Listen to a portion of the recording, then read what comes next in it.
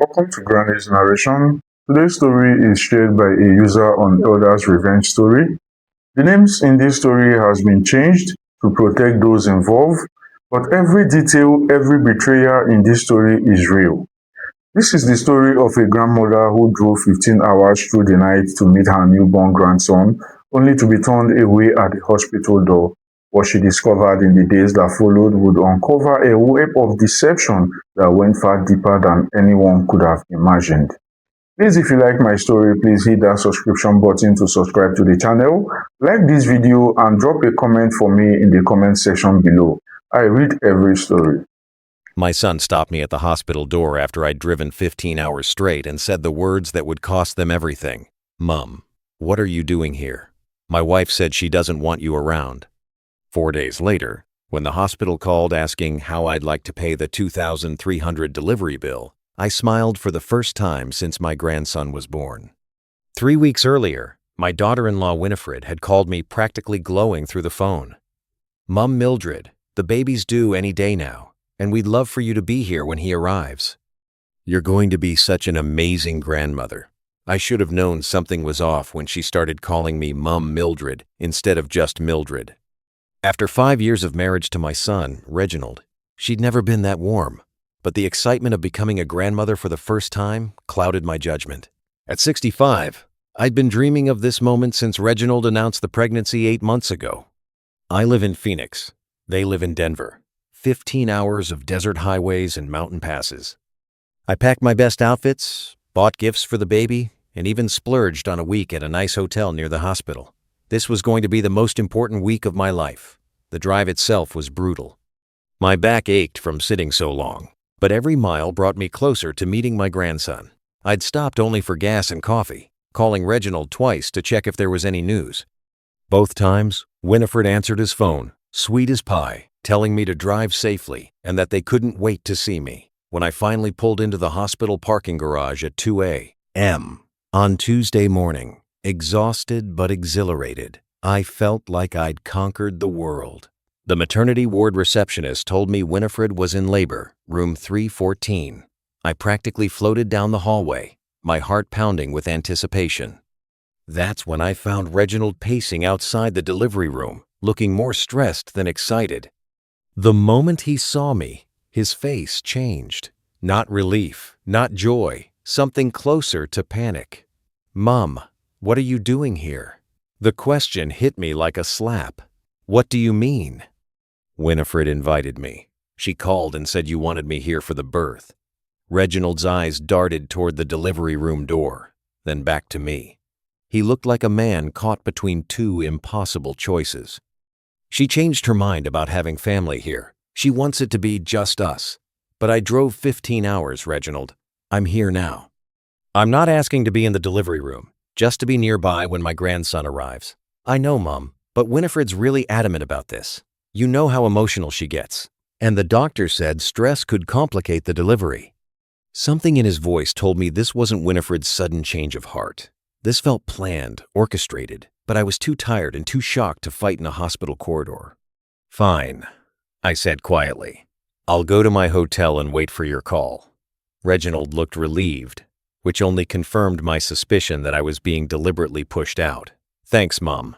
I'll call you as soon as the baby's born."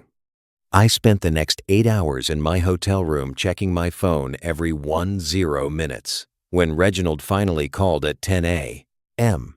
Wednesday morning, his voice was exhausted but happy. "Mom, he's here. Fletcher Reginald Ashworth, 7 pounds, 2 ounces. He's perfect. Congratulations, honey. When can I meet him?" Another pause. "Winifred's really tired, Mom. The delivery was rough. Maybe give us a day or two to settle in." I felt like I was begging for scraps from my own family. "Reginald, I'm his grandmother. I drove 15 hours to be here. I know, and we appreciate that, but Winifred needs to recover. You understand, right?" No, I didn't understand. But I agreed, because what choice did I have? I spent 2 more days in that hotel room ordering room service and watching terrible daytime television while my son and his wife bonded with my grandson in a hospital 3 miles away. Friday morning came and went with no call. I finally drove to the hospital myself, determined to at least see my grandson through the nursery window. That's when I discovered they'd already been discharged. I called Reginald immediately. "You took the baby home without even telling me." "Mom, Winifred wanted to get home to her own space. She's been really anxious about germs and visitors." "I'm not a visitor, Reginald. I'm your mother. I'm Fletcher's grandmother. I know that. Look, maybe next month when things settle down. Next month." I'd driven 15 hours to see my grandson next month. That's when I made the decision that would change everything. I hung up, packed my bags, and drove back to Phoenix. If they wanted to exclude me from Fletcher's birth, fine, but they'd learn that actions have consequences. Sunday afternoon, my phone rang. The caller ID showed Denver General Hospital. "Is this Mildred Ashworth?" "Yes, ma'am. We have some paperwork issues regarding the birth of Fletcher Reginald Ashworth." The insurance claim was denied, and we need to discuss payment arrangements for the delivery bill. My heart started pounding, but not with anxiety, with something much more satisfying. "I'm sorry, but I think there's been some confusion. I'm not responsible for that bill. Our records show you as the financial guarantor for Winifred Ashworth's delivery." And that's when I realized exactly what my dear daughter-in-law had done while I was driving across 2 states to be there for my grandson's birth. "Ma'am, according to our records, you signed financial responsibility forms for Mrs. Winifred Ashworth's delivery." I sat down heavily in my kitchen chair, my mind racing.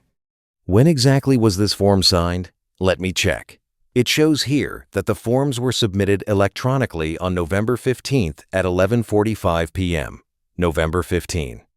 The night I was driving through the middle of nowhere, Utah, probably around the time I stopped for gas near Salt Lake City. I'd been on the road for 8 hours, exhausted and focused on getting to Denver safely. And how exactly were these forms submitted? Electronically through our patient portal. "The signature appears to be yours, Mrs. Ashworth." The pieces were falling into place with sickening clarity. While I was white-knuckling it through a snowstorm, desperate to reach Denver before my grandson was born, Winifred was forging my signature on financial documents. "I need to see these forms. Can you email them to me?" "Certainly." 20 minutes later, I was staring at documents that made my blood boil. Not only had Winifred forged my signature, but she'd also somehow obtained my national insurance number, address, and financial information. The forms clearly stated that as the maternal grandmother, except I wasn't the maternal grandmother, I was the paternal grandmother, and Winifred's own mother lived in Seattle. But the most infuriating part was the timing. These forms were submitted while Winifred was sweet-talking me on the phone about being there for the birth, knowing full well that she planned to stick me with the bill while excluding me from actually seeing my grandson. I called the hospital back. "This is Mildred Ashworth. I just reviewed the financial responsibility forms and I need to report fraud." "Fraud, ma'am? First, I never signed these documents. Second, I'm not the maternal grandmother as stated on the forms. Third, these were submitted without my knowledge or consent while I was driving to Denver at my daughter-in-law's invitation." The billing representative's tone changed immediately. "Ma'am, if you're alleging fraud, I need to transfer you to our legal department." "Perfect." While I waited on hold, I pulled out my phone and started documenting everything. Screenshots of Winifred's texts inviting me to Denver. Call logs showing when she contacted me. Even photos I'd taken during my drive with timestamps proving where I was when the forms were supposedly signed. "Mrs. Ashworth, this is the legal department. I understand you're disputing financial responsibility forms. I'm not disputing them. I'm reporting identity theft and fraud. I have evidence that these documents were forged." For the next hour, I provided the legal department with every detail of Winifred's deception. They were particularly interested in the fact that Winifred had invited me to Denver while simultaneously committing fraud in my name. "Mrs. Ashworth, this is indeed a serious matter. We'll be filing a police report and turning this over to our fraud investigation team. In the meantime, all charges to your name are suspended pending investigation." After hanging up, I sat in my kitchen staring at my phone. Winifred had played this perfectly. She'd gotten me out of the way during the birth, had her private family moment, and planned to stick me with a 10,300 pounds bill as a final insult. What she didn't know was that I'd spent 35 years as a medical billing administrator before retiring. I knew exactly how hospital fraud investigations worked, and I knew Winifred had just committed several felonies. My phone buzzed with a text from Reginald. Mom, hope you made it home safely. Winifred's doing great, and Fletcher is such a good baby. We'll send pictures soon. Pictures. After excluding me from his birth and forging financial documents in my name, they thought pictures would smooth things over. I typed back, "Glad everyone's healthy. Looking forward to meeting him soon." What I didn't mention was that I'd just spent the afternoon ensuring that Winifred's fraud would be thoroughly investigated by both the hospital and local law enforcement. Sometimes, the best revenge is simply letting people face the consequences of their own actions. Tuesday morning brought another call from Denver General. "Mrs. Ashworth, this is Detective Clifford Stanhope with the Denver Police Department. We've been assigned to investigate the fraud case you reported. We need to ask you some questions. Of course. Can you walk me through the timeline of events leading up to the alleged document forgery?" For the next 45 minutes, I provided Detective Stanhope with a detailed account of everything that had happened. Winifred's invitation, the 15-hour drive, being turned away at the hospital, the subsequent exclusion from seeing my grandson, and finally discovering the fraudulent financial responsibility forms. "Mrs. Ashworth, do you have any documentation supporting your version of events?" "I have text messages, call logs, photos from my drive with GPS timestamps, and hotel receipts proving I was traveling when the forms were allegedly signed by me. We'll need copies of all of that." This is shaping up to be a clear case of identity theft and fraud. The fact that the perpetrator invited you to travel while committing crimes in your name suggests premeditation. Winifred hadn't just made a desperate decision in the moment. She'd planned this entire scenario. The invitation, the exclusion, the fraud, all of it had been calculated to humiliate me while sticking me with their medical bills. "Detective, what happens next?" "We'll be obtaining warrants for financial records, hospital surveillance footage, and digital evidence from the submission of these fraudulent forms. If our investigation confirms what you've told me, your daughter-in-law will be facing several felony charges." After ending the call, I realized I felt lighter than I had in days. Not because I wanted Winifred to face criminal charges, but because finally someone was taking this seriously. I wasn't being paranoid or oversensitive. I'd been the victim of a calculated crime. My doorbell rang that afternoon. Through the peephole, I could see a woman in her 30s holding a manila envelope. "Mildred Ashworth?" "Yes." "I'm Millicent Fogg, investigator with Denver General Hospital's Fraud Prevention Department. I have some documents for you to review." She handed me the envelope and waited while I opened it. Inside were printed copies of the security footage from the night the fraudulent forms were submitted. The screenshots showed Winifred at a computer in the hospital's family lounge typing on their patient portal system. "Mrs. Ashworth, these images were captured at 11:52 p.m. on November 15, approximately 5 minutes after the financial responsibility forms were submitted under your name." There was Winifred, clear as day, hunched over a laptop in the hospital's waiting area. The timestamp showed I was still 4 hours away from Denver, somewhere in the Utah mountains, with no cell service. "What happens now?" I asked. "The evidence is overwhelming. Hospital fraud is a federal offense when it involves identity theft across state lines. Your daughter-in-law is looking at significant jail time and financial penalties." As Millicent Fogg drove away, I sat on my front porch watching the Arizona sunset and thinking about how drastically everything had changed. A week ago, I'd been a grandmother driving across the country to welcome my first grandson. Now I was a victim of identity theft with my daughter-in-law facing federal charges. My phone rang. Reginald's name appeared on the screen. "Mom, what the hell did you do?" Reginald's voice was shaking with anger, but underneath I heard something else. Fear. "Hello to you too, Reginald. I'm doing fine. Thanks for asking. Don't play games with me. The police showed up at our house this morning with a warrant. Winifred's been arrested for fraud. They said you pressed charges." I settled back in my porch chair, watching a roadrunner dart across my front yard. "I didn't press charges, Reginald. I simply reported identity theft when the hospital called asking how I wanted to pay Winifred's delivery bill." Silence on the other end. Then quietly, "What delivery bill?" "The 10,300 pounds bill for Fletcher's birth that your wife stuck me with while you two were playing happy family without me. That's impossible. Our insurance covered everything." Poor Reginald, still so naive about the woman he'd married. "Your insurance was denied, honey. That's why the hospital called me." Apparently, Winifred made me financially responsible for her delivery while I was driving through Utah to see my grandson, who I was then not allowed to meet. Another long silence. I could practically hear the pieces clicking together in his mind. Mom, there has to be some explanation. Winifred wouldn't do something like that, would she? The same woman who invited me to drive 15 hours for the birth, then had you turn me away at the hospital door? The same woman who's avoided every one of my calls for the past week? She's been recovering from childbirth. Reginald, she forged my signature on legal documents. There's security footage of her doing it. This isn't a misunderstanding.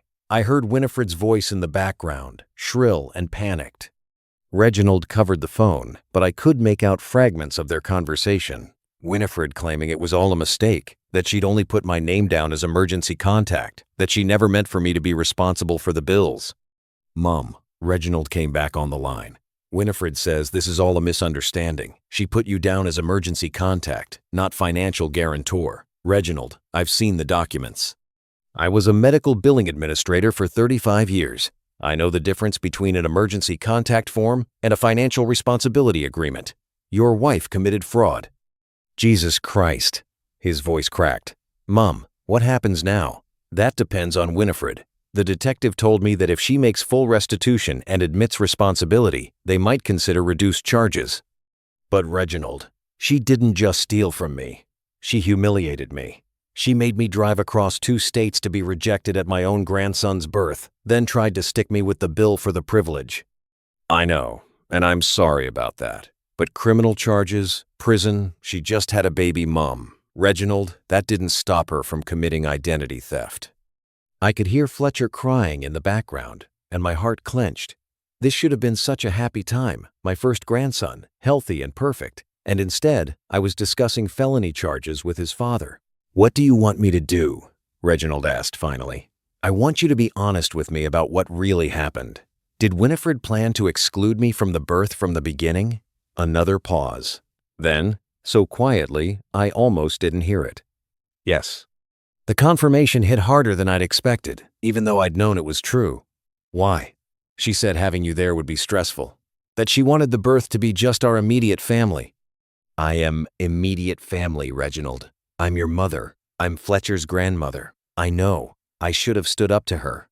I should have told you what she was planning instead of letting you drive all that way.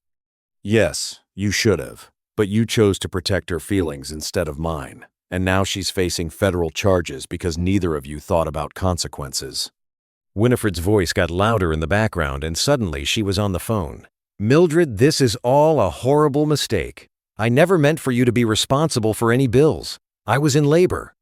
I was scared. I just put down names on forms without thinking.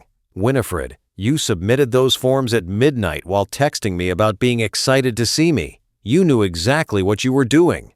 Please, I just had a baby. My hormones are all over the place. Can't we work this out as a family? We stopped being family when you forged my signature, Winifred. We stopped being family when you excluded me from my grandson's birth after making me drive 15 hours. Now we're just 2 people on opposite sides of a criminal investigation. You can't do this to us. What about Fletcher? Do you want him to grow up without his mother? The manipulation was breathtaking. After everything she'd done, Winifred was trying to make me the villain for reporting her crimes. I want Fletcher to grow up with honest parents. Unfortunately, that seems to be asking too much. Mildred, please. I'll pay the hospital bill. I'll do whatever you want. Just drop the charges. I can't drop charges I didn't file. Winifred, the hospital filed them when they discovered the fraud. The police are pursuing them because you committed multiple felonies. This isn't about what I want anymore. Reginald came back on the phone. Mom, Winifred's attorney says if you don't cooperate with the prosecution, the charges will probably be dismissed. And what exactly are you asking me to do, Reginald? Just don't testify.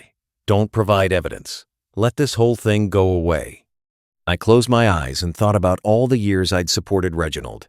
The college tuition I'd helped pay, the down payment on his first apartment, the car I'd co-signed for when his credit was shaky, the countless times I'd put his needs before my own. Reginald, your wife committed identity theft. She defrauded a hospital. She excluded me from my grandson's birth after manipulating me into traveling across the country. And now you want me to help her escape consequences for all of that? She's family, Mom. No, Reginald. Family doesn't do what Winifred did to me. Family doesn't humiliate each other and then commit crimes to cover their tracks. So that's it. You're going to send Fletcher's mother to prison. I'm going to tell the truth when asked. What happens after that is up to a judge and jury. I hung up and sat in the darkening evening, listening to coyotes howl in the distance. My phone immediately started ringing again, but I turned it off. Tomorrow I had an appointment with the FBI agent assigned to the case, and I had a feeling things were about to get much more complicated. Because what I hadn't told Reginald was that the investigation had uncovered something else. Winifred's fraud wasn't limited to my grandson's birth. The agents had found evidence of similar schemes involving at least 3 other family members over the past 2 years. Winifred Hobbs wasn't just a new mother who'd made some poor decisions. She was a serial fraudster, and my case was just the tip of the iceberg. FBI agent Harriet Dunmo had the kind of calm, professional demeanor that probably came from years of investigating financial crimes. She sat across from me in my living room, a thick file folder on the coffee table between us. Mrs. Ashworth, I need to prepare you for what we've discovered during our investigation into Winifred Hobbs's activities. I'd been expecting this conversation since yesterday's phone call from Reginald. The way he'd sounded, desperate and cornered, told me there was more to this story than just my fraudulent hospital bill. How bad is it? Agent Dunmo opened her file. Over the past 36 months, Winifred Hobbs has committed identity theft and fraud against no fewer than 6 family members across 4 states. The total amount stolen exceeds £47,000. My stomach dropped. 6 people. Your case involving the hospital bill was actually what broke this open for us. When we started investigating, we found a pattern of Winifred obtaining personal information from family members and using it to open credit cards, take out small loans, and submit fraudulent insurance claims. She handed me a document showing a timeline of Winifred's crimes. Reginald's younger sister, Rosalind, in California, had £8,000 in unauthorized charges on credit cards Winifred had opened in her name. Winifred's own sister in Seattle had been stuck with a £5,000 emergency room bill that Winifred had somehow managed to transfer to her. Reginald's cousin, Jake, in Texas, had a £12,000 car loan taken out in his name that he'd never applied for. Did any of them know what was happening? Most of them thought they were isolated incidents. A paperwork mix-up here, an identity theft there. Winifred was very careful to keep her fraudulent activities spread out geographically and temporally so no one would see the pattern.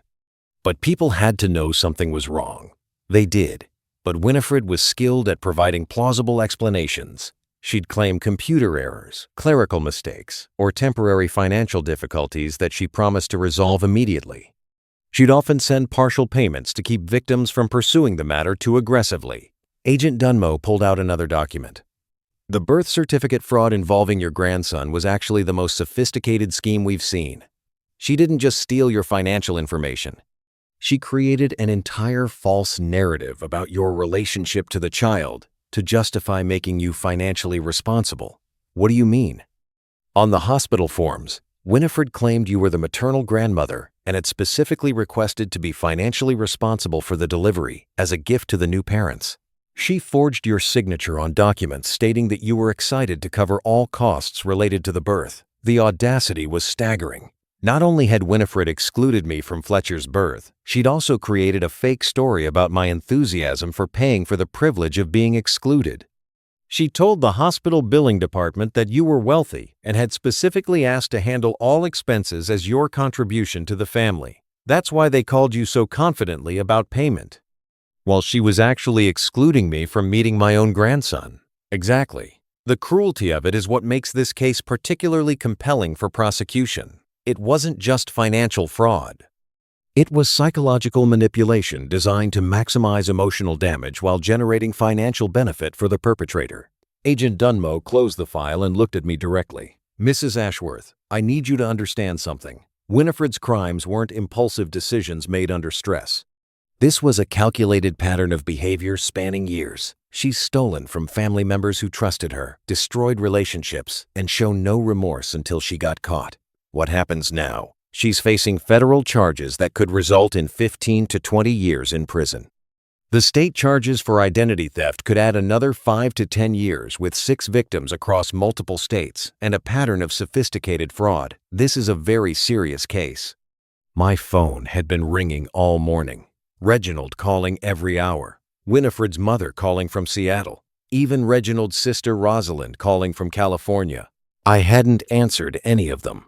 Agent Dunmo, can I ask you something? How did Winifred get all this personal information about family members? Social media mostly. She was very active in family Facebook groups, birthday posts, anniversary celebrations. People post their birth dates, their children's full names, their anniversary dates. Winifred collected all of that information and used it to answer security questions when opening accounts. She used our own family connections against us. It's more common than you might think. Family members often have access to the kind of personal information needed for financial fraud, and they're usually the last people we suspect. After Agent Dunmo left, I sat in my kitchen staring at my phone. 23 missed calls, 15 text messages, all from family members who suddenly wanted to talk to me about Winifred's misunderstanding with the hospital bill. I decided to call Rosalind first. She'd always been my favorite of Reginald's siblings, and I was curious about her perspective on Winifred's crimes. Aunt Mildred, thank God you called back. Reginald told me what's happening with Winifred and the hospital bills. This is all so crazy. Rosalind, Agent Dunmo told me that Winifred stole from you too. £8,000 in credit card fraud. Silence. Then, how did you know about that? Because we're all victims of the same person, sweetheart. What did she tell you when it happened? She said it was a mistake, that she'd accidentally used my information instead of hers when applying for a card. She said she was mortified and promised to handle everything. She even made payments for a few months, but she never paid it all off.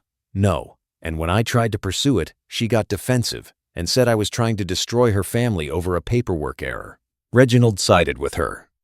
Said I was being vindictive. Rosalind, that wasn't a paperwork error. That was identity theft, and it wasn't an isolated incident. I spent the next 30 minutes telling Rosalind about the 6 victims, the pattern of fraud, and the sophisticated nature of Winifred's crimes.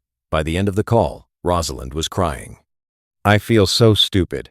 I should have reported it immediately, instead of believing her lies. You trusted family. That's not stupid. That's normal. What are you going to do? I'm going to testify truthfully about what happened to me. Winifred made her choices. Now, she gets to live with the consequences. That evening, Reginald showed up at my door. He looked terrible, unshaven, exhausted, holding Fletcher against his chest like a shield. Mum, we need to talk. I looked at my grandson for the first time, and my heart melted completely. He was perfect, tiny, and peaceful, sleeping against his father's chest. This should have been the happiest moment of my life, finally meeting Fletcher. Instead, it was happening in the shadow of his mother's crimes. He's beautiful, Reginald. Mum, please. Winifred's looking at 20 years in prison. Fletcher needs his mother. Fletcher needs honest parents who don't commit felonies. She made mistakes, but she's not a monster. She's just scared of not having enough money. She grew up poor, and she panics about financial security. Reginald, she stole from 6 different family members over 3 years. That's not panic. That's criminal behavior. Please just consider not testifying. Without your cooperation, the federal case falls apart. I held out my arms for Fletcher, and Reginald reluctantly handed him over. My grandson was warm and solid and perfect. I'd driven 15 hours to meet him, only to be turned away at the hospital door by his criminal mother. Reginald, answer me honestly. Did you know what Winifred was doing to other family members? No, I swear I didn't know about any of it. But you knew she was excluding me from the birth while pretending I was welcome. Yes, and I should have stopped that. I should have stood up to her. You chose her over me, Reginald. You chose to protect her lies instead of protecting me from fraud and humiliation. I love you, Mum, but she's my wife. She's the mother of my child. I looked down at Fletcher, sleeping peacefully in my arms. Such an innocent little boy, born into such a complicated situation. What happens to Fletcher if Winifred goes to prison? I don't know. I can't afford childcare and work full-time. My salary barely covers the mortgage. And there it was. The real reason for this visit. Reginald wasn't just asking me to protect Winifred from consequences. He was asking me to solve his childcare problems by allowing a federal crime to go unpunished. That sounds like something you should have considered before you married a criminal, Reginald. I handed Fletcher back to his father and walked to my front door. Mom, please. Good night, Reginald. Give my love to your son. As I closed the door behind them, I realized that my relationship with Reginald might never recover from this, but some things were more important than keeping peace in the family. Some things were worth fighting for, even when it meant standing alone. The courthouse steps were slick with morning dew as I walked toward the federal building in downtown Phoenix. Agent Dunmo had explained that due to the multi-state nature of Winifred's crimes, the case would be prosecuted in federal court rather than local courts. And that meant traveling to the regional facility for pretrial proceedings. Winifred's preliminary hearing was scheduled for 9 a.m. I didn't have to be there as a witness. I wouldn't be called until trial, but I wanted to see her face when the full scope of her crimes was read aloud in open court. The courtroom was nearly empty, just the attorneys, court staff, a few family members, and me sitting in the back row. Winifred sat at the defendant's table wearing an orange jumpsuit, her hands shackled. She looked small and scared, nothing like the confident woman who'd manipulated me into driving 15 hours just to humiliate me. Reginald sat in the front row holding Fletcher, flanked by Winifred's parents, who'd flown in from Seattle. None of them acknowledged my presence, though I saw Reginald's shoulders tense when I entered the room. The United States versus Winifred Marie Hobbs, the clerk announced. Case number 2024, CR 1847. Federal prosecutor Philippa Kettlewell stood up with a file that seemed impossibly thick for someone I'd thought of as just my manipulative daughter-in-law. Your Honor, the defendant is charged with 6 counts of identity theft, 4 counts of wire fraud, 3 counts of mail fraud, and 1 count of conspiracy to commit fraud across state lines. The government alleges that over a 3-6-month period, the defendant systematically targeted family members for financial exploitation, stealing over £47,000 and causing significant emotional and financial damage to the victims. The judge, an elderly woman with sharp eyes, reviewed the charges carefully. Miss Hobbs, you're being represented by counsel today. Winifred's attorney, a young man who looked overwhelmed by the complexity of the case, stood up. Yes, Your Honor. Barnaby Whitlock, representing the defendant. Mr. Whitlock. Has your client been informed of the charges against her? She has, Your Honor. We're entering a plea of not guilty to all charges. Not guilty. Even with video footage of her submitting fraudulent documents, Winifred was going to claim innocence. I shouldn't have been surprised, but somehow I was. Your Honor, Prosecutor Kettlewell continued, the government requests that the defendant remain in custody pending trial. Miss Hobbs has demonstrated a pattern of deceptive behavior toward family members, and several victims have reported receiving threatening communications since her arrest.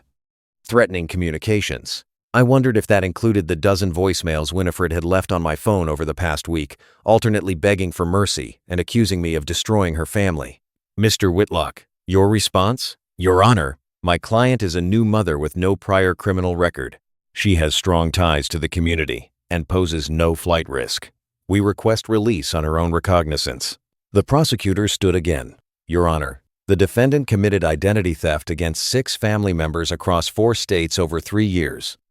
This shows sophisticated criminal planning and a willingness to exploit the people who trusted her most. Additionally, the defendant's crimes against victim Mildred Ashworth involved elaborate deception designed to maximize both financial damage and emotional trauma. Judge Ramsbottom looked directly at Winifred for the first time. Miss Hobbs, you defrauded your husband's mother. It was a misunderstanding, Your Honor. I never intended. You forged her signature on legal documents while she was traveling across the country at your invitation to attend your child's birth. Winifred's attorney touched her arm, trying to get her to stop talking, but she continued, I was in labor, Your Honor. I wasn't thinking clearly.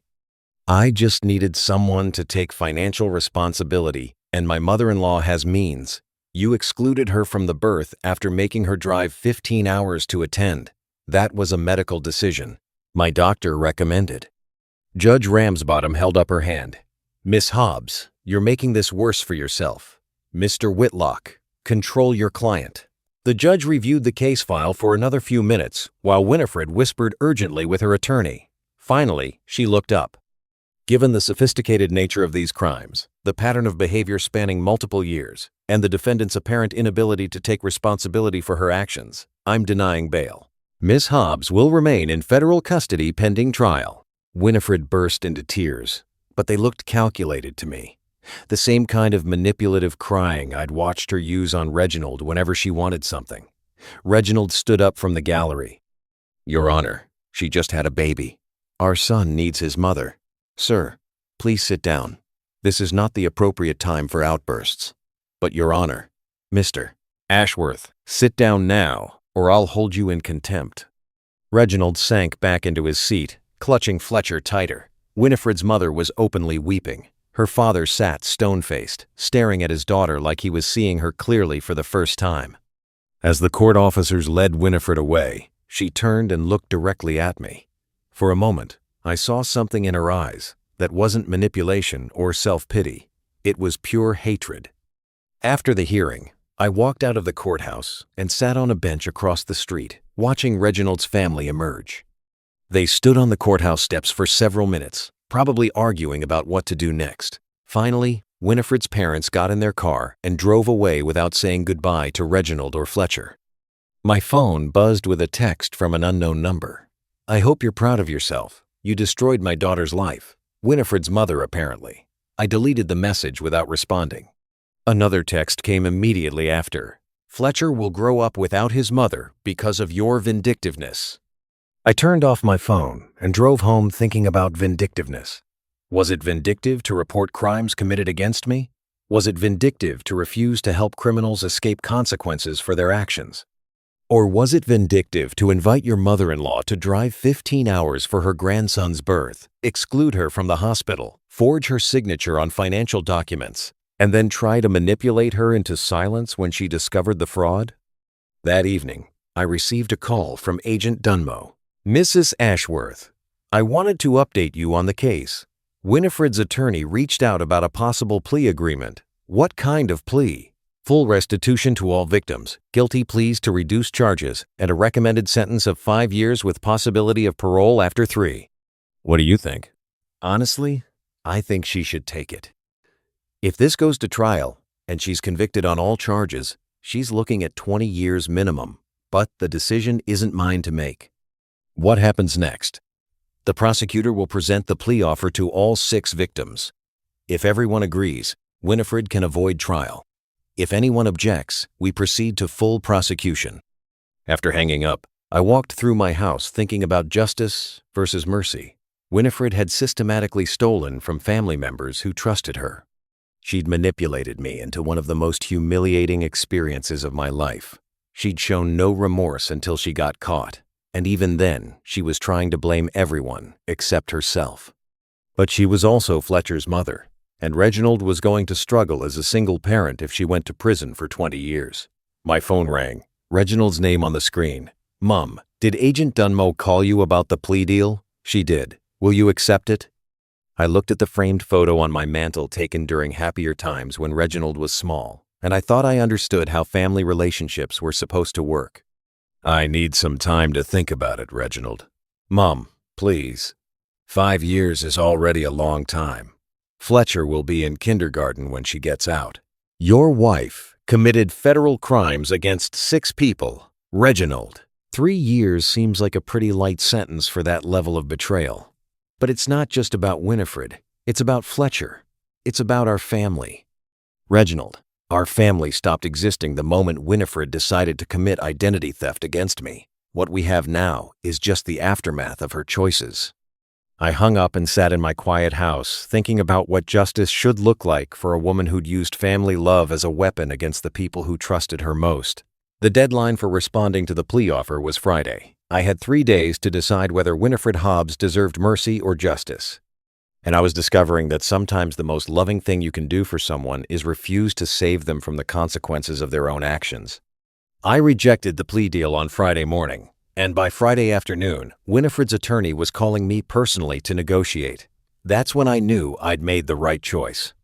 "Mrs. Ashworth, this is Barnaby Whitlock, Winifred's attorney. I understand you have concerns about the proposed plea agreement. I was in my garden deadheading roses and enjoying the Arizona sunshine. Mr. Whitlock, I have concerns about your client committing federal crimes against my family. I appreciate your position, but I think you should consider the impact of a lengthy trial on your grandson. The media attention, the family stress. Ah, there it was. The attempt to make me responsible for the consequences of Winifred's choices. Mr. Whitlock, my grandson's well-being should have been Winifred's priority before she decided to become a career criminal. Mrs. Ashworth, I think there may be some information that could change your perspective on this case. Something in his tone made me stop pruning. What kind of information? Could we meet in person? There are complications in this case that the prosecutor may not have shared with you. 2 hours later, I sat across from Barnaby Whitlock in his downtown Phoenix office. He looked nervous, constantly adjusting his tie and avoiding eye contact. Mrs. Ashworth, what I'm about to tell you is confidential attorney-client information that Winifred has authorized me to share in hopes of reaching a resolution. I'm listening. Winifred's crimes weren't entirely her own idea. She was being coerced. I almost laughed. Coerced? By whom? Her previous husband. Winifred was married before she met Reginald to a man named Algernon Pickwick. Their divorce was complicated. Whitlock pulled out a file folder. Algernon Pickwick is a professional con artist with a history of sophisticated financial fraud schemes. He trained Winifred in identity theft techniques and forced her to target her new family after she remarried. Forced her how?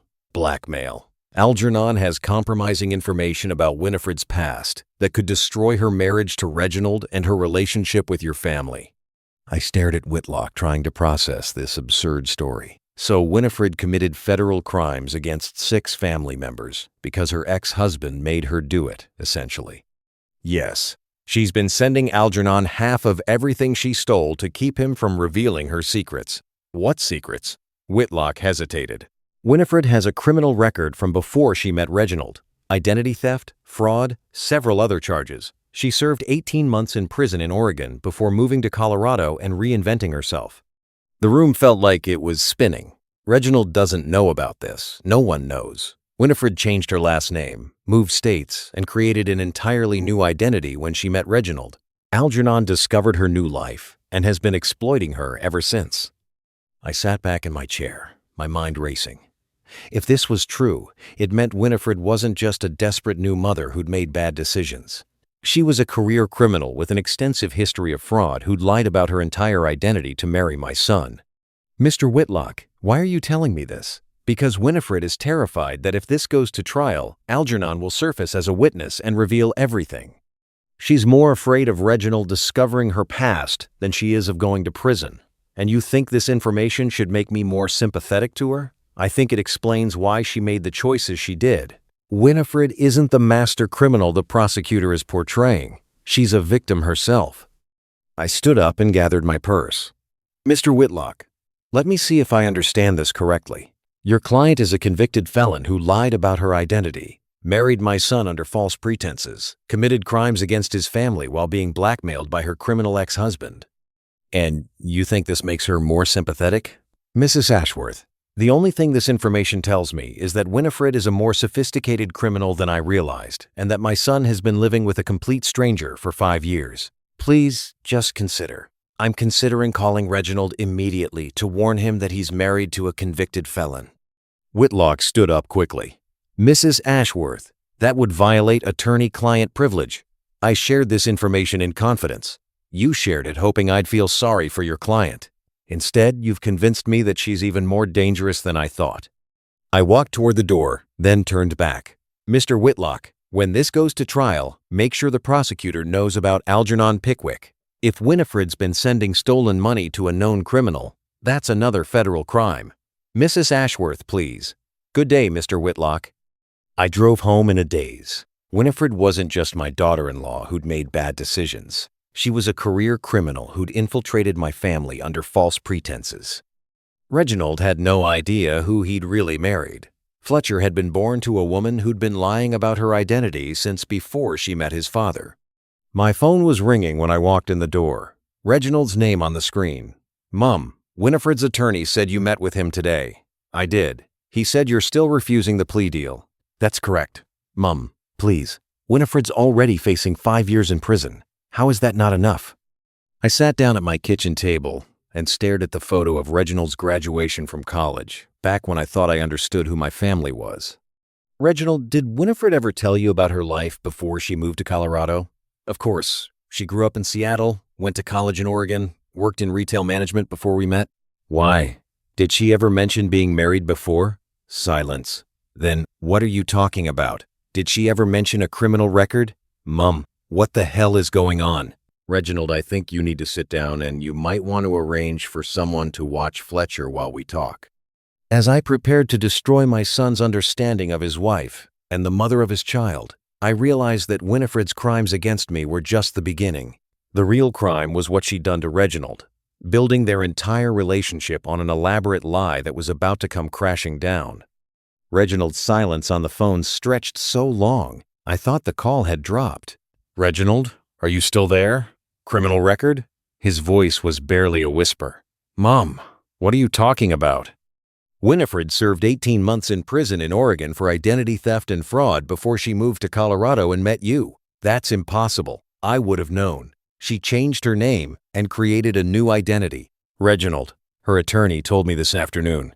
She's not who you think she is. I heard Fletcher crying in the background, and Reginald's voice became muffled as he tried to comfort his son while processing the information that his wife was a stranger. Mom, how do you know this? How can this be true?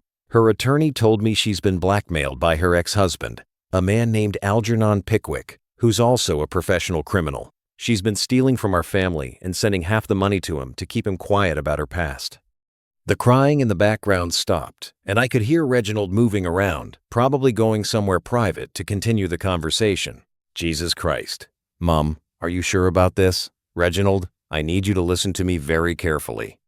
Winifred has been lying to you about everything since the day you met. Her background, her family situation, her reasons for moving to Colorado, all of it. But I met her parents. I've talked to her sister. Did you? Or did you meet people she introduced as her parents and sister? Another long pause. I could practically hear Reginald's world crashing down around him. Mom, what am I supposed to do with this information? You need to protect yourself and Fletcher. If Winifred has been living under a false identity, there could be financial implications, legal problems, immigration issues. Reginald, you don't know who she really is. You have no idea what other secrets she's hiding. I need to confront her. She's in federal custody. Reginald, you can't just show up and demand answers. Then I need to hire my own attorney. I need to find out what else she's lied about. That's probably a good idea. Mom, if this is all true, if she's been lying about everything, then Fletcher and I are both victims of her fraud. Yes, you are.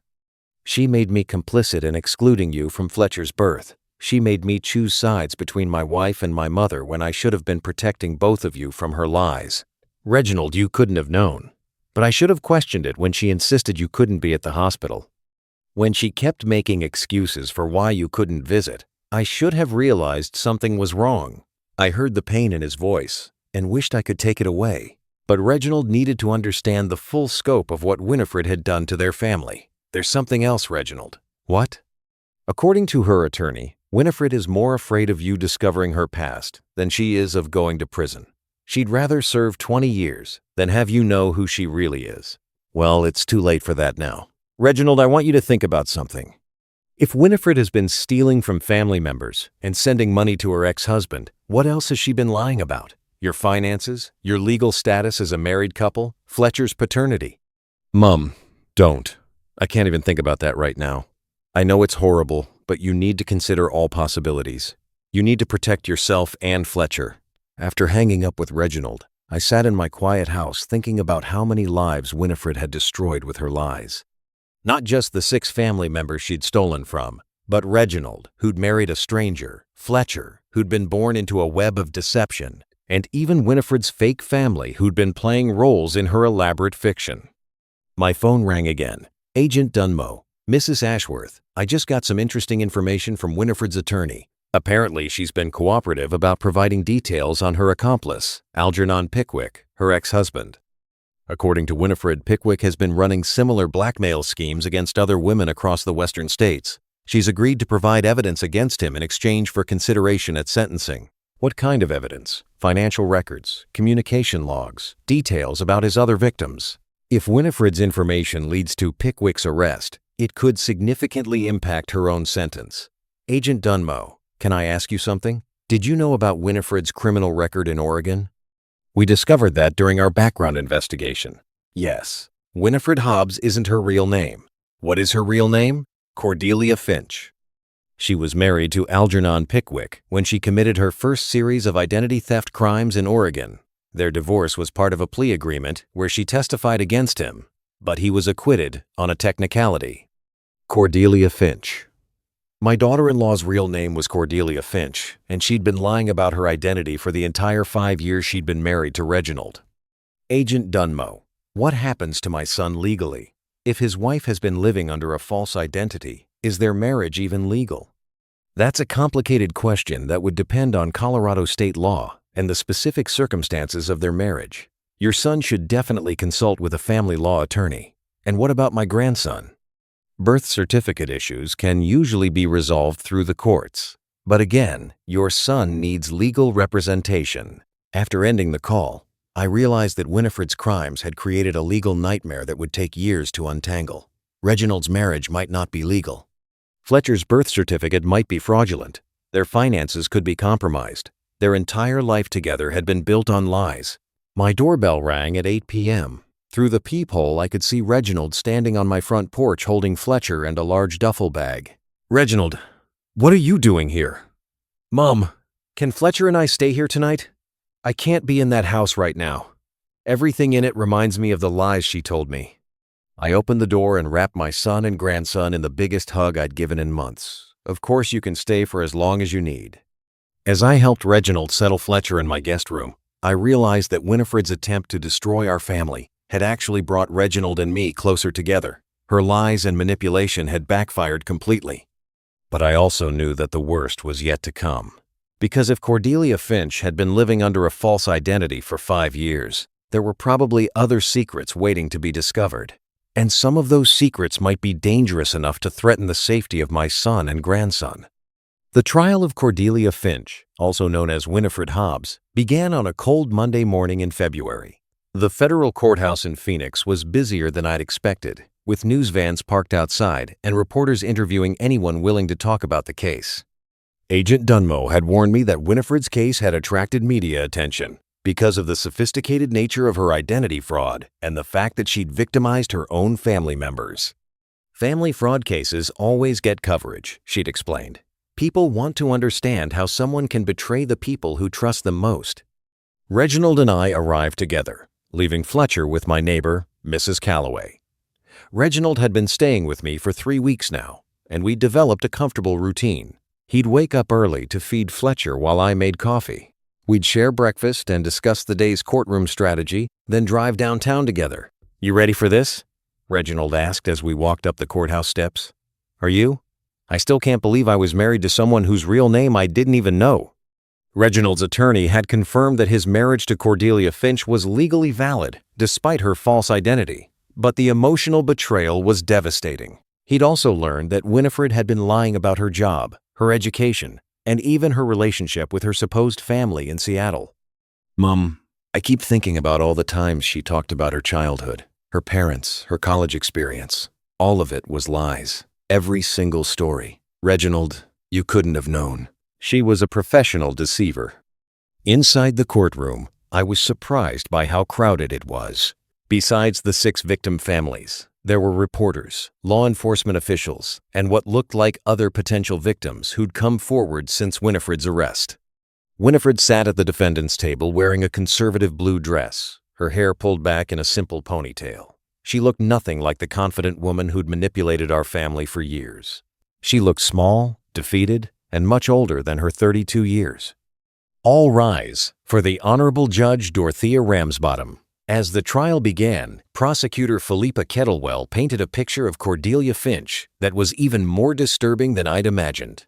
Ladies and gentlemen of the jury, the defendant is not who she claims to be. Cordelia Finch has spent the last 8 years living under a false identity, committing identity theft across multiple states, and destroying the lives of people who trusted her most. Kettlewell explained that Winifred had been arrested in Oregon in 2016 for identity theft and fraud, served 18 months in prison, then disappeared after her release. She'd created the identity of Winifred Hobbs using stolen documents and had moved to Colorado specifically to find new victims. The defendant didn't just steal money from her victims, she stole their sense of security, their trust in family relationships, and their belief that the people closest to them were who they claimed to be. Winifred's attorney, Barnaby Whitlock, attempted to portray his client as a victim of circumstance. Cordelia Finch made mistakes, serious mistakes, but she was driven to these actions by fear and desperation. Her ex-husband Algernon Pickwick is a dangerous criminal who threatened her safety and forced her into criminal activity through blackmail and intimidation. But when Kettlewell cross-examined Winifred the next day, the victim narrative fell apart completely. "Miss Finch, you testified that Algernon Pickwick forced you to steal from your husband's family. Is that correct?" "Yes. He threatened to tell Reginald about my past if I didn't send him money. But you were already stealing from family members before Algernon Pickwick contacted you, weren't you?" Winifred hesitated. "I don't know what you mean. I'm referring to the credit card fraud you committed against Reginald's sister, Rosalind Ashworth, in March 2022. Algernon Pickwick didn't contact you until June 2022, according to your own testimony." Winifred's face went pale. That was different. That was a mistake." "A mistake? You opened 4 credit cards in Rosalind Ashworth's name, spent £8,000, and made no payments for 6 months. That was a mistake. I was going to pay it back, just like you were going to pay back the £2,000 hospital bill you fraudulently assigned to Mildred Ashworth. I was in labor. I wasn't thinking clearly." Kettlewell pulled out a document. "Miss Finch, this is a transcript of your phone call with Mildred Ashworth 3 days before you gave birth, inviting her to drive from Arizona to Colorado for the delivery. Did Algernon Pickwick force you to make that call?" "No." "But did Algernon Pickwick force you to exclude Mildred Ashworth from the hospital after she drove 15 hours to be there?" "No." "Did Algernon Pickwick force you to forge Mildred Ashworth's signature on financial documents while she was traveling to see her grandson?" "No. But you don't understand the pressure I was under." Kettlewell walked closer to the witness stand. "Miss Finch, isn't it true that you invited Mildred Ashworth to Colorado specifically so you could manipulate her into being financially responsible for your delivery?" "That's not. I didn't plan it that way." "Isn't it true that you researched Mildred Ashworth's financial status before inviting her to the birth?" Winifred didn't answer. "Miss Finch, we have evidence that you accessed Mildred Ashworth's credit reports and bank statements 2 weeks before your son was born. Did Algernon Pickwick force you to do that financial research?" The courtroom was completely silent. Reginald grabbed my hand, his face white with shock. "Miss Finch, answer the question." "No," Winifred whispered. "No, he didn't force me to research her finances." "So you planned to defraud Mildred Ashworth before you ever invited her to Colorado, didn't you?" I thought she could afford it. She has money." "Miss Finch, you planned to humiliate and defraud your husband's mother because you thought she could afford to be victimized." Winifred started crying, but her tears looked calculated. "You don't understand what it's like to be scared all the time." "Scared of what, Miss Finch?" "Being honest with your husband about who you really are?" "Yes." "Scared of getting a job to pay your own bills?" "It's not that simple." "Miss Finch, you stole from 6 family members over 3 years. You lived under a false identity. You excluded your mother-in-law from her grandson's birth after making her travel across 2 states. And you did all of this because you were scared of being honest. Is that your testimony?" "Yes." Kettlewell turned to the jury. "Ladies and gentlemen, fear of honesty is not a defense for federal crimes." As Winifred was led back to the defendant's table, she looked directly at me for the first time since the trial began, and what I saw in her eyes wasn't remorse or regret. It was pure hatred. The same expression she'd worn when the court officers led her away from the preliminary hearing. Cordelia Finch wasn't a victim. She wasn't a desperate mother who'd made poor choices. She was a predator who targeted my family because she thought we were easy marks, and I had a feeling that the worst revelations were still to come. On Thursday morning of the second week of trial, Prosecutor Kettlewell called a witness I hadn't been expecting. Detective Edwina Croft from the Oregon State Police. Detective Croft, can you tell the jury about your investigation into Cordelia Finch in 2016? Certainly. Miss Finch was arrested as part of a larger investigation into an identity theft ring operating throughout the Pacific Northwest. She was one of 8 defendants in a case involving over £200,000 in fraudulent charges. Kettlewell pulled up a photograph on the courtroom monitor. Do you recognize the man in this photograph? Yes, that's Algernon Pickwick, Cordelia Finch's husband at the time. He was the ringleader of the operation. Can you describe the nature of their criminal partnership? Algernon Pickwick recruited vulnerable women, typically those with financial difficulties or emotional problems, and trained them to commit identity theft. Cordelia was his most successful partner. I felt Reginald's hand tighten around mine. Winifred hadn't been a victim of Algernon Pickwick's manipulation. She'd been his criminal partner. Detective Croft, what made Cordelia Finch particularly effective at identity theft? She had a natural ability to gain people's trust and access their personal information. She was charming, sympathetic, and able to convince people to share details they would normally keep private, like national insurance numbers and financial information. Exactly. Cordelia would befriend elderly women, single mothers, people going through divorces, anyone who was emotionally vulnerable. She'd offer help and support while gathering the information she needed to steal their identities. Kettlewell showed another document to the jury. Detective Croft, this is a list of Cordelia Finch's victims from 2016. How many people did she defraud? 14 victims over an 8-month period. Total losses exceeded £85,000. 14 victims. I'd thought Winifred's crimes against our family were her first attempts at fraud, but she'd been a career criminal long before she met Reginald. Detective Croft, what happened to Algernon Pickwick? He was acquitted when Cordelia Finch agreed to testify against him as part of her plea agreement. However, we suspected that she didn't provide truthful testimony. What do you mean? Cordelia claimed that Algernon forced her to commit the crimes, that she was an unwilling participant, but our investigation suggested that she was an equal partner who enjoyed the criminal lifestyle. Kettlewell turned to face Winifred at the defendant's table. Detective Croft, after Cordelia Finch was released from prison in 2018, did she maintain contact with Algernon Pickwick? Yes. Our surveillance showed that they continued their romantic relationship and their criminal partnership. The divorce was fake, designed to help Cordelia establish a new identity. The courtroom erupted in whispers. Winifred and Algernon were still married. Winifred's marriage to Reginald was bigamous. Detective Croft, is Cordelia Finch still married to Algernon Pickwick? As far as we can determine, yes. There's no record of their divorce ever being finalized. Reginald made a choking sound beside me. He'd been living with a woman who was married to someone else, someone who was running a criminal enterprise that included defrauding Reginald's family. Detective Croft, do you believe Cordelia Finch moved to Colorado to continue her criminal activities? Objection, Whitlock called out. Sustained. Detective Croft, based on your investigation, would you characterize Cordelia Finch as a victim or a perpetrator? Cordelia Finch is one of the most sophisticated identity thieves I've encountered in 20 years of law enforcement. She's not a victim. She's a predator who targets people's emotions and relationships to commit financial crimes.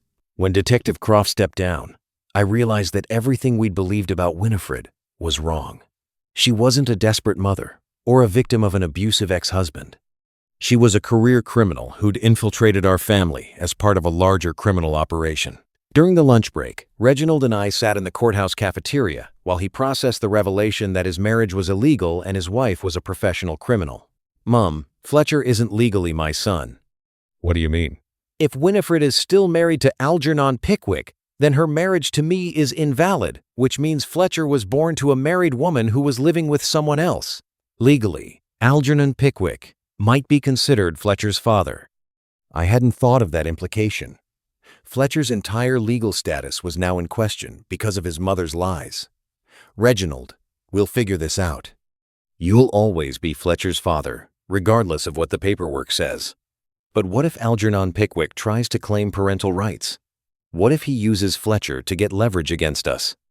Before I could answer, Agent Dunmo approached our table. Mr. Ashworth, Mrs. Ashworth, I need to speak with you privately. We followed her to a conference room down the hall. We've received some disturbing information about Algernon Pickwick. He's been arrested in Seattle for running a similar scheme involving identity theft and family fraud. Similar how? I asked. He's been placing female accomplices in relationships with wealthy men, having them gather financial information and commit fraud against the men's families. Reginald's face went white. Winifred wasn't the only one. No, we've identified at least 6 women across 5 states who were working for Algernon Pickwick. They'd establish relationships with financially stable men, marry them or move in with them, then systematically defraud their families and friends. Agent Dunmo, I said slowly. Are you telling us that Winifred targeted Reginald specifically because she thought our family had money? That's exactly what I'm telling you. Winifred researched your family for months before she moved to Colorado. She knew Reginald's profession, his family connections, and your financial status before they ever met. Reginald put his head in his hands. Our entire relationship was a lie. She never loved me. She never wanted a family. It was all just a criminal operation. Reginald. Agent Dunmo continued. There's something else. Winifred and Algernon had been planning to disappear with Fletcher after she gave birth. They wanted to take your son and use him as leverage to extort money from your family. Extort money? How? Kidnapping for ransom. Essentially, they would have demanded payment for Fletcher's safe return. I felt like the floor was dropping out from under me. Winifred hadn't just committed identity theft. She'd planned to kidnap my grandson and hold him for ransom. Agent Dunmo, where is Algernon Pickwick now? In federal custody in Seattle. He's been charged with conspiracy, identity theft, fraud, and kidnapping conspiracy. Kidnapping conspiracy? We found detailed plans for taking Fletcher and demanding $500,000 from your family for his return. They'd researched your assets, your property values, your retirement accounts. They knew exactly how much they thought you could pay. Reginald looked up at me with tears in his eyes. Mom, they were going to kidnap Fletcher and make you pay ransom for your own grandson. As we prepared to return to the courthouse for the afternoon session, I realized that Winifred's crimes were even worse than we'd imagined. She hadn't just stolen money from us. She'd infiltrated our family, planned to destroy our relationships, and ultimately intended to kidnap Fletcher and hold him for ransom. But Cordelia Finch had made one critical mistake. She'd underestimated the grandmother she'd tried to humiliate and defraud. And now it was time for her to learn exactly how expensive that mistake was going to be. The final day of Cordelia Finch's trial brought a revelation that no one in the courtroom was prepared for, including me. Agent Dunmo took the witness stand, looking grimmer than I'd ever seen her. Agent Dunmo, can you tell the jury about the evidence recovered from Algernon Pickwick's apartment in Seattle? We recovered extensive documentation of what Mr. Pickwick called family infiltration operations. These included detailed profiles of target families, financial research, and operational plans for each of his accomplices. Kettlewell handed her a thick folder. Agent Dunmo, did you find documentation related to the Ashworth family specifically? Yes. Algernon Pickwick had been researching the Ashworth family for over 2 years before Winifred made contact with Reginald Ashworth. 2 years before Winifred even moved to Colorado. Yes. The plan to target the Ashworth family was developed long before Winifred and Reginald met. Kettlewell walked to the evidence table and picked up a large poster board. Agent Dunmo, what did Algernon Pickwick's research reveal about the Ashworth family? He identified Reginald Ashworth as an ideal target because of his stable income, his lack of criminal sophistication, and what Pickwick characterized as exploitable family dynamics. What did Pickwick mean by exploitable family dynamics? Agent Dunmo looked directly at me. Pickwick identified Mildred Ashworth as what he called a high-value secondary target because of her financial assets and her emotional attachment to family relationships. I felt cold all over. Algernon Pickwick hadn't just researched Reginald. He'd specifically studied me, looking for ways to exploit my love for my family. Agent Dunmo, what was the ultimate goal of this operation?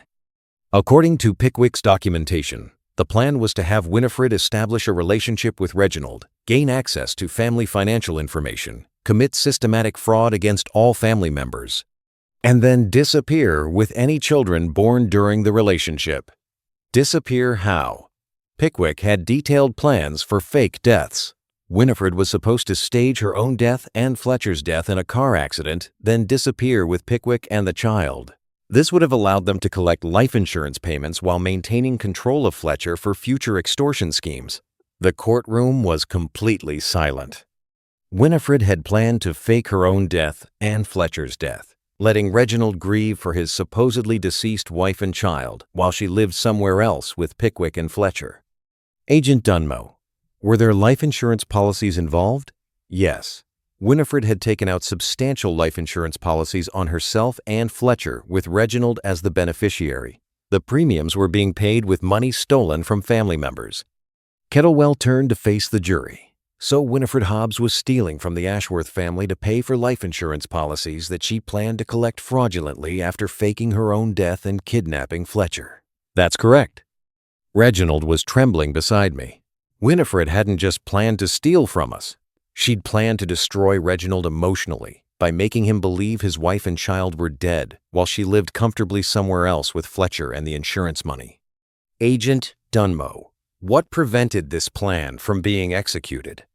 Mildred Ashworth's decision to report the hospital bill fraud initiated an investigation that uncovered the entire operation before Winifred could stage the fake deaths. Kettlewell smiled. So, Mrs. Ashworth's refusal to pay a fraudulent bill saved her grandson's life and possibly her son's life. According to Pickwick's notes, if Reginald had become suspicious or uncooperative, he was also targeted for elimination. Winifred's attorney, Whitlock, stood up. Objection, Your Honor. This is highly prejudicial. Overruled. The witness may continue. Agent Dunmo pulled out another document. Algernon Pickwick's operational notes include specific plans for making Reginald Ashworth's death appear accidental if he discovered the truth about Winifred's identity. I grabbed Reginald's hand as the full scope of Winifred's plan became clear. She hadn't just targeted our family for financial fraud. She'd planned to psychologically destroy Reginald, kidnap Fletcher, possibly murder Reginald if necessary, and steal hundreds of thousands of pounds in the process. Agent Dunmo, in your professional opinion, what would have happened to the Ashworth family if Mildred Ashworth had not reported the fraudulent hospital bill? Based on Pickwick's timeline, Winifred would have staged her death and Fletcher's death within 6 months of his birth. Reginald would have grieved for his supposedly deceased family while Winifred and Pickwick collected insurance money and prepared Fletcher for future criminal operations. Future criminal operations.